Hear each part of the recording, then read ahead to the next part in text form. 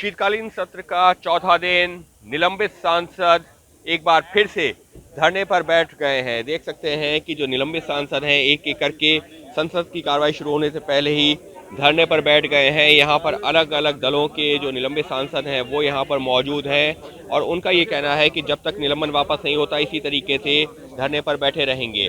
वहीं उनके समर्थन में देख सकते हैं, देखिए यहाँ पर जितने भी सांसद आए उनके हाथों पर काली पट्टी बंधी हुई है और जो सांसद आ रहे हैं वो अपने हाथों पे काली पट्टी बांध रहे हैं। और देख सकते हैं यहाँ पर जो इस वक्त तमाम अलग अलग राजनीतिक दलों के जो सांसद हैं गांधी प्रतिमा के सामने जो पहुंचे हुए हैं वो हाथों पे काली पट्टी बांध करके अपना विरोध दर्ज करवा रहे हैं।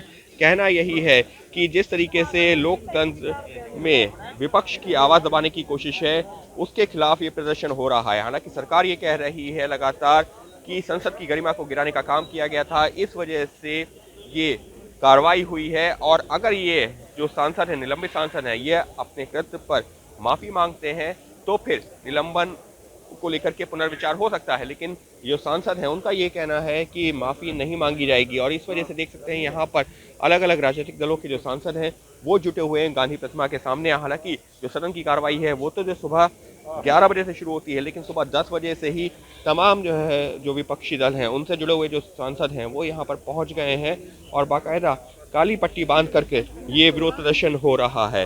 और जिस तरीके से अगर हम यहाँ की बात करें कि जो विपक्षी सांसद हैं वो एकजुटता दिखाने की कोशिश कर रहे हैं और मकसद यही है कि सरकार के ऊपर दबाव बनाया जा सके।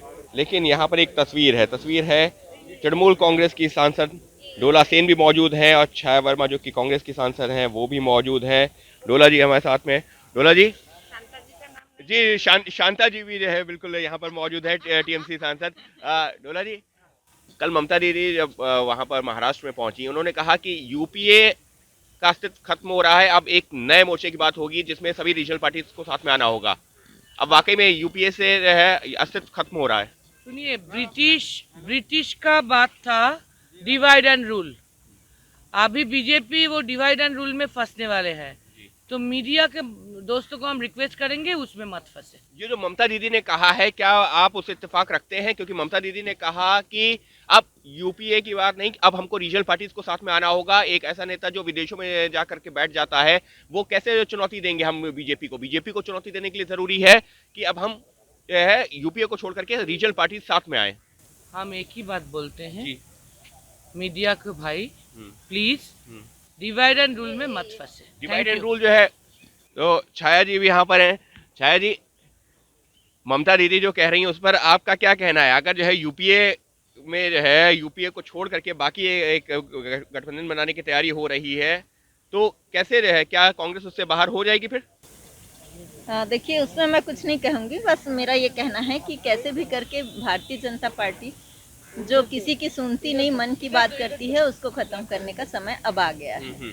लेकिन अभी तक जो है यूपीए में जो तमाम विपक्षी दल आते थे, लेकिन अब अगर जो है यूपीए को छोड़ करके एक नया जो है मोर्चा बनाने की तैयारी हो रही है तो फिर कैसे रहे, क्या यूपीए का फिर क्या अस्तित्व रह जाएगा? नहीं, ऐसा कुछ नहीं है। ममता दीदी तो सोनिया जी से भी मिली हैं। कहाँ मिली है? नहीं मुलाकात हुई ना।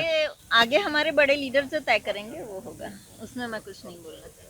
तो फिलहाल क्योंकि बयान है ममता बनर्जी का, बयान है जो है कांग्रेस के बड़े नेताओं का जो उस पर रिएक्शन आ रहा है शरद पवार का, लिहाजा डोला सेन हो या छाया वर्मा हो जो उस पर खुलकर तो कुछ नहीं बोलना चाहते। लेकिन निश्चित तौर पर क्योंकि आज राज्यसभा से निलंबन हुआ है उस मुद्दे पर जरूर जो है इस वक्त जो साथ में नजर आ रहे हैं। देख सकते हैं कि टीएमसी के हों या फिर जो कांग्रेस के हों या जो शिवसेना के सांसद हो वो सभी एक एक करके यहाँ पर पहुँच रहे हैं और अपना धरने को आगे बढ़ा रहे हैं।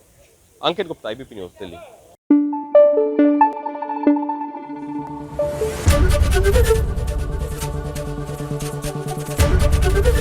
एबीपी न्यूज़ आपको रखे आगे।